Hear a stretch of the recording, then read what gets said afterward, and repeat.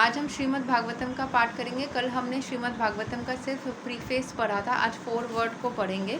ये मैंने नया परचेज है मेरा, ठीक है। श्रीमद् भागवतम व्यासदेव जी ने जो लिखा है उसी का फर्स्ट कैंटो है ये। इसमें 12 कैंटोज होते हैं एंड कुछ पब्लिशर्स इसको 18 वॉल्यूम्स में बनाते हैं, कुछ 44 वॉल्यूम्स में बनाते हैं। तो मेरे पास 18 वॉल्यूम वाला है, ठीक है। ज़रूर से ये बुक्स जो है आप लोगों को अपने घर पे रख करके इसको परचेज़ करके पढ़ना चाहिए।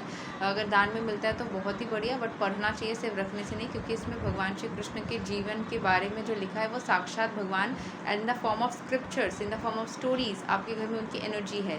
इसको रखने से आपके घर की सारी ill effects and negativity cut जाती है, बट इसको पढ़ने से ही इसका सम्मान होता है, तभी इसका फल आपको प्राप्त होता है। एंड जब भी आप इस्कॉन से या किसी भी ऐसे, इस्कॉन ही बोलूँगी मैं क्योंकि वहाँ से ही जेन्युइन आपको स्टोरीज़ वाले बुक्स मिलेंगे भगवान के। तो जब भी आप वहाँ से परचेज़ करते हो तो वो कहीं ना कहीं मंदिर के सेवा, वहाँ पे जो मतलब भक्तजनों को के लिए जो भी खाना पकता है उन सब से वो चीज़ कनेक्टेड होता है। तो ज़रूर से इसीलिए आपको बुक्स वहाँ से परचेज़ करके पढ़ना चाहिए। कल हमने बस स्टार्ट किया था तो प्रीफेस पढ़ा था। आज हम लोग 4 वर्ड को पढ़ेंगे, देखते हैं कि क्या लिखा है। This Bhagavata Purana is as brilliant as the sun, and it has arisen just after the departure of Lord Krishna to his own abode, accompanied by religion, knowledge, etc. तो इसकी उत्पत्ति जस्ट भगवान जब चले गए थे अपने घर, अपने अबोर्ड या पृथ्वी को छोड़ के वो वैकुंठ जब चले गए थे, उसके बाद ही इसकी उत्पत्ति हुई थी। Persons who have lost their vision due to the dense darkness of ignorance in the age of Kali shall get light from this Purana, Shrimad Bhagavatam. जिनके अंदर सारी जो है ना विजन्स ख़त्म हो गई कि क्या करना चाहिए नहीं करना चाहिए, कली युग के प्रभाव में वो कुछ समझ नहीं पा रहे हैं, तो इस बुक को पढ़ के उनको उस चीज़ में लाइट नज़र आएगी। The timeless wisdom of India is expressed in the Vedas, ancient Sanskrit texts that touch upon all fields of human knowledge. Originally preserved through oral tradition, the Vedas were first put into writing 5,000 years ago by Srila Vyasadeva, the literary incarnation of God. After compiling the Vedas, Vyasadeva set forth their existence in the aphorisms known as Vedanta Sutra.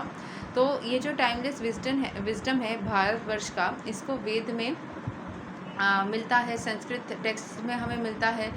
Different that touch upon all fields of human knowledge, जो इंसान को जितनी भी knowledge प्राप्त होनी चाहिए वो सारी नॉलेज इसमें कवर होती है। ओरिजिनली प्रिजर्व, पहले क्या ओरल ट्रेडिशन था, पहले सिर्फ सुन के, क्योंकि ये था क्या बोलते हैं श्रुति विद्या, मतलब उसमें आप सुनते हो, ठीक है, सुन करके जो चीज़ें होती है उस तरीके से पहले था। The Vedas were first put into writing 5,000 years ago by Srila Vyasadeva. Vyasadeva ji ने सबसे पहले इसको लिखने वाला कार्यक्रम स्टार्ट किया था। उसके पहले सिर्फ सुन के ही गुरु से शिष्य तक ये ट्रांसफ़र होती थी। तो ये लिटरेरी इनकारनेशन ऑफ गॉड, भगवान का सिर्फ सुनने वाला चीज़ से जो पढ़ने वाला या लिखने वाला जो फेज स्टार्ट हुआ वो श्रीला व्यासदेव जी ने ही किया। After compiling the Vedas, Vyasadeva set forth their essence in the aphorisms known as Vedanta Sutra. उन्होंने छोटे छोटे मतलब जो aphorisms होते हैं कि वह सच्चाई, जो ट्रुथ को उन्होंने वेदांत सूत्र मतलब उन्होंने जो सच्चाई लिखी उसको वेदांत सूत्र के नाम से जाना गया। Shrimad Bhagavatam, Bhagavata Purana is Vyasadeva's commentary on his own Vedanta Sutra. मतलब अपने ही जो सूत्र उन्होंने लिखे थे कि ऐसे चलना चाहिए वैसे चलना चाहिए, जो भी उन्होंने सूत्र लिखे थे, जो कि सच्चाई है, जो जीवन की सच्चाइयाँ हैं, तो उन्होंने खुद ही श्रीमद् भागवतम के अंदर इसको लिखा था, ठीक है। मतलब उनके सारे अफोरिज्म्स के ही, उनके सारे सच्चाइयों के जो कमेंट्रीज या डायलॉग्स है उसका ही कंपाइलेशन है Shrimad Bhagavatam. It was written in the maturity of his spiritual life under the direction of Narada Muni, his spiritual master. Narad मुनि ने उनको जैसे गाइड किया था उस हिसाब से उन्होंने लिखा था। Refer to as the ripened fruit of the tree of Vedic literature. इसको वैदिक लिटरेचर के ना पके हुए फल बोला जाता है श्रीमद् भागवतम को, कि वेद पढ़ के जो आपको फल मिलेगा वो जब पक जाता है तो वो आपको श्रीमद् भागवतम में मिलता है। Shrimad Bhagavatam is the most complete and authoritative exposure of Vedic knowledge. After compiling the Bhagavatam, Vyasa imparted the synopsis of it to his son, the sage Sukadeva Goswami. Sukadeva Goswami subsequently recited the entire Bhagavatam to Maharaja Parikshit. तो सब कुछ लिखने के बाद व्यासदेव ने इसका जो synopsis है वो अपने जो पुत्र है सुपुत्र मुनि कौन से थे, सुखदेव गोस्वामी को उन्होंने बताया या सिनॉप्सिस दे दिया। अब सुखदेव गोस्वामी ने इसको पढ़ के सुनाया भागवतम को महाराज परीक्षित को in an assembly of learned saints on the bank of Ganges at Hastinapur, now Delhi. तो हस्तिनापुर जो अभी दिल्ली है वहाँ के जो गंगा के जो तट पे बैठ के महाराज परीक्षित को सुखदेव गोस्वामी ने इसको सुनाया था। आई थिंक उनको मोक्ष की प्राप्ति करवानी थी और कुछ 7 दिन ही था, तो थोड़ा सा ही टाइम था, इसी वजह से शायद उन्होंने ये किस रीज़न से था वो हम पढ़ेंगे तो समझ आएगा। Maharaj Parikshit was the emperor of the world and was the great rajarshi saintly king having received a warning that he would die within a week. हाँ, 7 दिन बाकी था एग्जैक्टली। तो 7 दिन की कथा होती है हमेशा भागवतम की, तो उनकी 7 दिन की कथा उनको करना था। He renounced his entire kingdom and retired to the bank of Ganges. जब उनको पता चल गया कि 7 दिन, उनको मृत्यु से पहले ही पता चल गया था 7 दिन पहले कि वो मरने वाले हैं, तो उन्होंने सारा अपना जो भी साम्राज्य था वो सब कुछ छोड़ दिया और वो गंगा के तट पे चले गए। ठीक है, टू फास्ट अंटिल डेथ। तो 1 हफ्ते तक वो कुछ भी खाना नहीं खाएंगे, ये सोच के वो चले गए, मृत्यु के पहले तक वो भोजन नहीं करेंगे। ठीक है, and received a spiritual enlightenment, and पूरा स्पिरिचुअल एनलाइटमेंट को लेंगे, मतलब पूरी तरीके से स्पिरिचुअल बन जाएंगे, पूरी तरीके से एकदम भगवान के उसमें चले जाएंगे। The Bhagavatam begins with emperor Parikshit sober inquiry to Sukhdev Goswami. Bhagavatam कैसे स्टार्ट हुआ था? जब भगवान परीक्षित ने को बहुत ही सॉफ्टली इंक्वायरी किया था सुखदेव गोस्वामी जी के पास में। You are the spiritual master of great saints. आप बहुत बड़े बड़े महर्षि मुनियों के स्पिरिचुअल मास्टर रह चुके हो, और डिवोटीज तो जो डिवोटीज है उनके भी स्पिरिचुअल मास्टर रह चुके हो। I am therefore begging you to show the way of perfection of all persons and specially for one who is about to die. इसीलिए मैं आपके आगे भीख मांगता हूँ कि आप मुझे रास्ता दिखाओ ताकि मैं परफेक्ट बन पाऊँ सारे लोगों में से, वे of perfection for all persons, ताकि रास्ता दिखाओ ताकि सारे लोग ही अपने जीवन में परफेक्ट बन पाए, और जो सब मरने वाले हैं उनके लिए तो बहुत ज़्यादा ही ये चीज़ इम्पॉर्टेंट रहेगी। तो ये सुखदेव गोस्वामी जो कि व्यासदेव जी के पुत्र है, उनके पास में परीक्षित महाराज ने ऐसे ही प्रार्थना किया था कि मैं आपके आगे हाथ जोड़ता हूँ, आप प्लीज़ कोई रास्ता दिखाओ जिससे कि सारे लोग ही परफेक्शन को अटेंड कर पाए, एकदम परफेक्ट बन पाए, जो कि स्पेशली जो मरने वाले हैं। Please let me know what a man should hear. Please मुझे बताइए क्या एक इंसान को सुनना चाहिए, चैंट करना चाहिए, क्या याद रखना चाहिए और क्या पूजना चाहिए, and also what he should not do, और क्या नहीं करना चाहिए। Please explain all this to me. Please मुझे सारी चीज़ें समझाइए। Sukhdeva Goswami answer to this question and numerous other question posed by Maharaj Parikshit concerning everything from the nature of the self to the origin of the universe held the assembled sages in rapt attention continuously for the 7 days leading up to the king's death। तो सुखदेव गोस्वामी जी ने इसके answer पे बहुत सारे और भी बहुत सारे महाराज परीक्षित जी ने जो क्वेश्चंस पूछा था उसके आंसर में उन्होंने concerning everything from the nature of the self to the origin of the universe, क्या क्या क्वेश्चंस पूछा था महाराज परीक्षित जी ने, जो कि नेचर के बारे में था, अपने सेल्फ के बारे में था, from the nature of the self, हमारे खुद के नेचर के बारे में, हम कैसे हैं, ओरिजिन ऑफ द यूनिवर्स कैसे हुई, यूनिवर्स के बारे में बहुत सारे क्वेश्चंस पूछा था, जिसको बहुत सारे इस पर्टिकुलर सभा में बहुत सारे अलग अलग मुनि ऋषियाँ भी आए थे, जो कि बहुत अटेंशन के साथ में कंटिन्यूसली 7 दिन के लिए, जब तक कि राजा की मृत्यु नहीं हुई, सब बैठ के सुन रहे थे। The sage Suta Goswami, who was present in the assembly when Sukadeva Goswami first recited Srimad Bhagavatam, later repeated the Bhagavatam before a gathering of sages in the forest of Naimisaranya।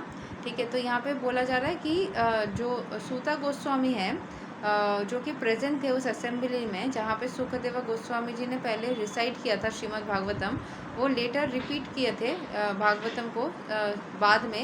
एक forest है नैमिषारण्य उस forest के अंदर जा कर के repeat किए थे, ठीक है, before a gathering of sages, एक ग्रुप ऑफ सेजेस के सामने ये सब कुछ सुनने के बाद में जा कर के इन्होंने दोबारा सुनाया था।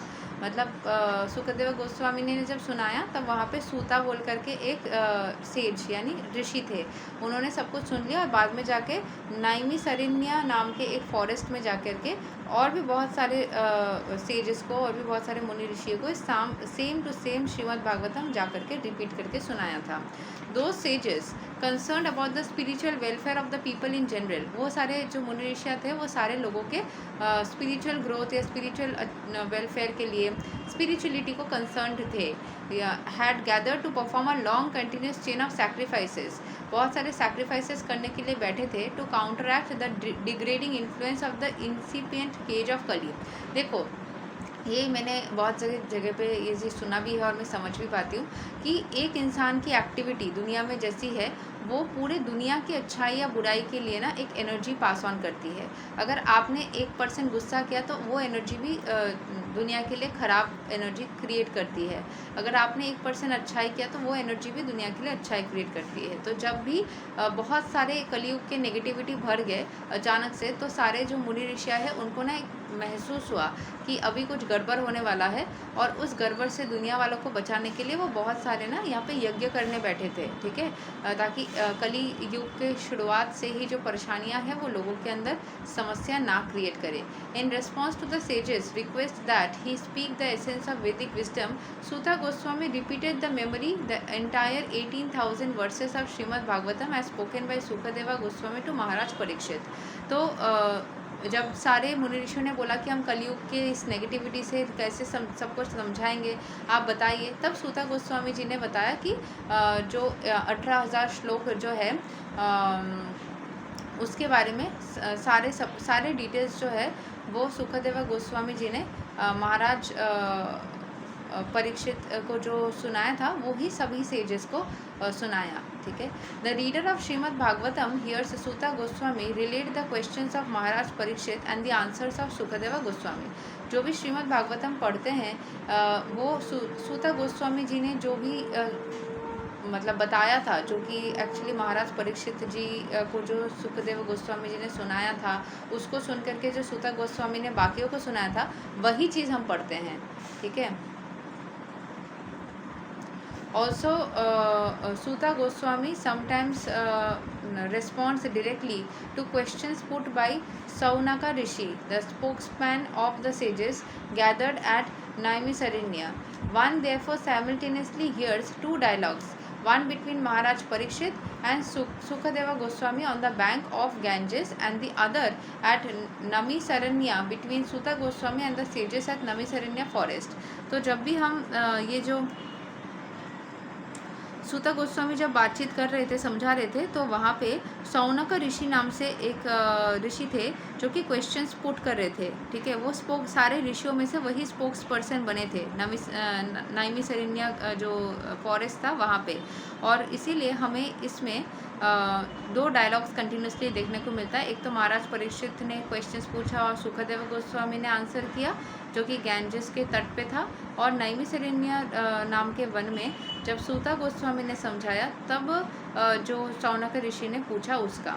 Furthermore while instructing king Parikshit Sukadeva Goswami one relates historical episodes and gives accounts of lengthy philosophical discussions between such great souls as Narada Muni and Vasudeva. So king Parikshit को समझाने के टाइम पे सुखदेव गोस्वामी बहुत बार रिलेट करते हैं बहुत सारे हिस्टोरिकल एपिसोड्स, जो कि जहाँ पे बहुत लेंथी फिलोसॉफिकल एक्सप्लेनेशंस और बातें हुई थी नारद मुनि और वासुदेवा के बीच में। With this understanding of the, I think Vasudev यहाँ पे व्यासदेव को बोल रहे हैं। With this understanding of the history of the Bhagavatam, the reader will easily be able to follow its intermingling of dialogues and events from various sources. Since philosophical wisdom, not chronological order, is most important in the text, One need only to be attentive to the subject matter of the Srimad Bhagavatam to appreciate fully its profound message. तो chronological order में नहीं है कि इसने पहले बोला, उसने बाद में बोला, इसने पहले बोला, इसने बाद, ऐसा नहीं है। जैसे जैसे ज्ञान की ज़रूरत है उस ऑर्डर में चीज़ों को रखा गया है, तो हमें समझ में आ जाए, इसीलिए ये डिस्क्रिप्शन दी गई है। The translators of this edition compare the Bhagavatam to sugar candy. Wherever you taste it, you will find equally sweet and relishable. Therefore, to taste the sweetness of the Bhagavatam, one may begin by reading any of its volumes. After such an introductory taste, however, the serious reader is best advised to go back to the first canto and then proceed throughout the Bhagavatam, canto after canto, in its natural order. This edition of Bhagavatam is the first complete English translation of this important text with an elaborate commentary, and it is the first widely available to the English-speaking public. The first 12 volumes, Canto 1 through Canto 10, Part 1, are the product of the scholarly and devotional effort of His Divine Grace, A.C. Bhaktivedanta Swami Prabhupada, the founder of Acharya of the International Society of Krishna Consciousness and the world's most distinguished teacher of Indian religious and philosophical thought. His consummate Sanskrit scholarship and intimate familiarity with Vedic culture and thought, as well as the modern way of life, combine to reveal the best a magnificent exposition of this important classic. तो जो हमारे प्रभुपाद स्वामी जी है, उन्होंने ये ISKCON जो रचाया था, मतलब बनाया था, इसमें इतना सुंदर तरीके से कुछ मॉडर्न टेक्निक्स एंड हमारे भारत के संस्कृति को रख कर के, वैदिक कल्चर को रख कर के उन्होंने जो संस्कार इसमें स्थापित किया, इस वजह से इसको बहुत ज़्यादा एक्सेप्ट किया गया लोगों के बीच में. And after the departure of Srila Prabhupada from this world in 1977, his monumental work of translating and annotating Srimad Bhagavatam has been continued by his disciples, Hridyananda Dasa Goswami. So, ये जो 12 volumes में जो है, ये जो भी 12 कैंटोज़ है, ये पूरी तरीके से प्रभुपाद जी के एफ़र्ट्स के वजह से ही हो पाया है. ये पूरी तरीके से प्रभुपाद जी ने ही एफ़र्ट्स डाला इसमें से, ठीक है. तो ये जो भी यहाँ पे बातचीत हुई थी परीक्षित जी और शुकदेव गोस्वामी के बीच में, या फिर सूत गोस्वामी, इन सब के बीच में, इन सभी चीज़ों को ना कलेक्ट किया इन्होंने, स्वामी प्रभुपाद जी ने इन सब के वेद पढ़ के या अपने तपस्या से, अपने ध्यान से, हर एक चीज़ को ना उन्होंने अपने अंदर अब्जॉर्ब किया. उन्होंने पूरे जो भी कन्वर्सेशन हुआ था, इन सबको फिर कैंटो बाय कैंटो इसको भागवतम के अंदर डालने का प्रयास किया, ताकि सारे लोग जो है वो पढ़ पाए, ठीक है. सो इसको जो है मतलब उनके मृत्यु के बाद में उनके डिसाइपल्स इसी का काम आगे बढ़ा रहे हैं. सबसे पहले नाम आता है हृदयानंदिया दासा गोस्वामी एंड गोपी पारानाधना दासा. मैं एक पॉडकास्ट देख रही थी, वहाँ पे जैसे पूछ रही थी, एक फ़ीमेल थी, वो कौन गेस्ट आए थे वो मुझे याद नहीं, बट उनसे पूछ रही थी कि ये जो प्रभुपाद जी है वो इतने सारे जो भगवद गीता के जो भी श्लोक से या भागवतम के श्लोक से, ये सब कुछ उन्होंने यस मुझे याद आ गया, बट उनका नाम नहीं याद आ रहा, चेहरा याद आ रहा है.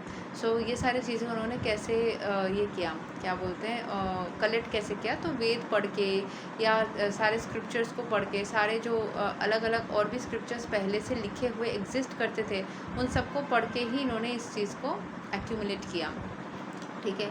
और ये वेद व्यास जी के रचे हुए जो भी बोलते हैं ना भागवतम जो है, या जो भी इन लोगों ने किया था, वो जो भी स्क्रिप्चर्स में थे उसी चीज़ को ही यहाँ पे ला करके इन्होंने पब्लिश करने वाली काम की. मतलब इन्होंने खुद से ये सारे, आई डोंट थिंक इन्होंने लिखा है, बट हाँ कौन से वॉल्यूम में ये रहेगा, कौन से कैंटो में रहेगा, कैसे इंग्लिश में इसको ट्रांसलेट करके रखा जाए, क्योंकि संस्कृत में था ये.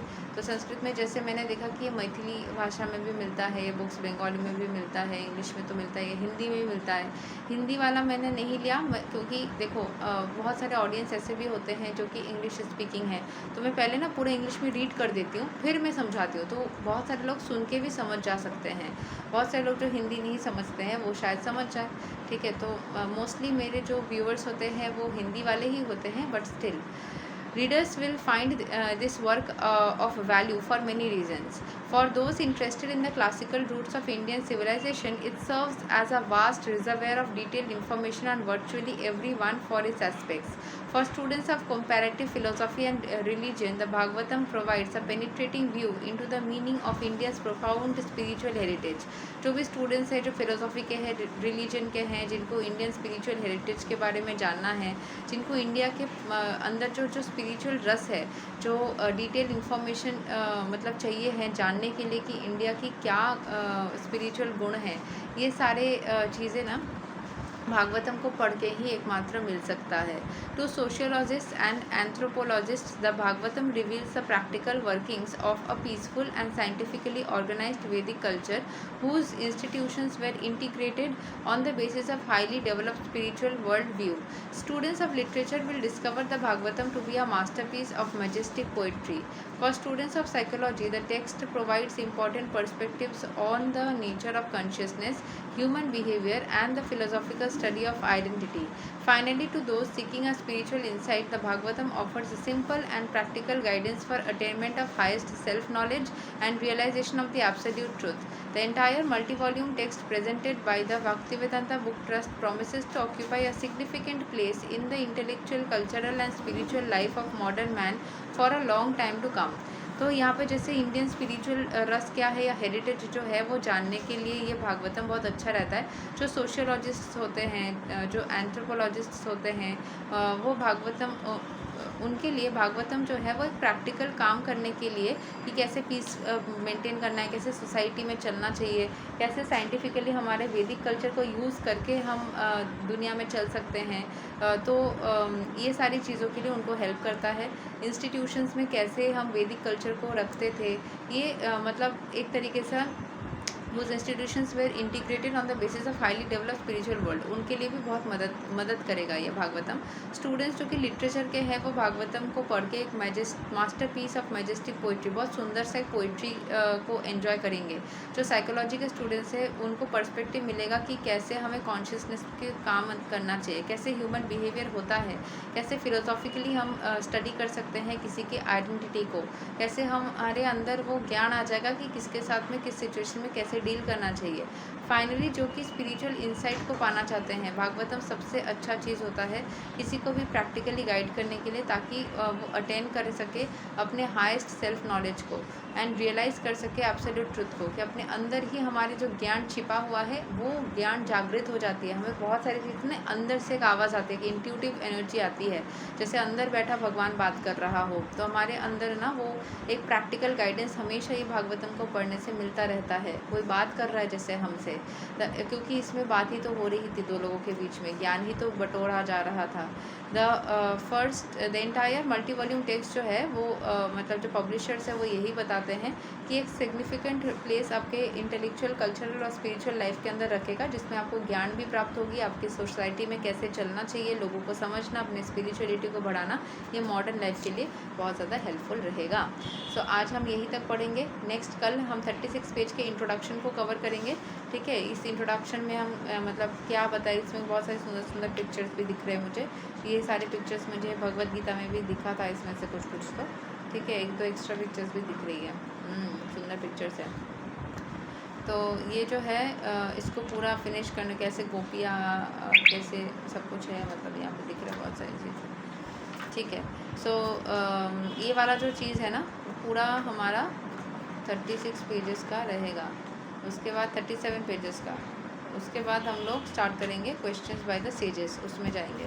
बट सबसे पहले जो है इंट्रोडक्शन को हम रोज़ एक एक दो पेजेस करके कवर करेंगे. तो 1 महीना तो इंट्रोडक्शन ही चलेगा लगभग, 2-3 हफ्ता मिनिमम, और बाकी जो है 2 हफ्ता मिनिमम. ठीक है, उसके बाद हम एक फर्स्ट चैप्टर के अंदर एंटर कर जाएंगे. Thank you so much. Hare Krishna, Radhe Radhe, जय श्री राम.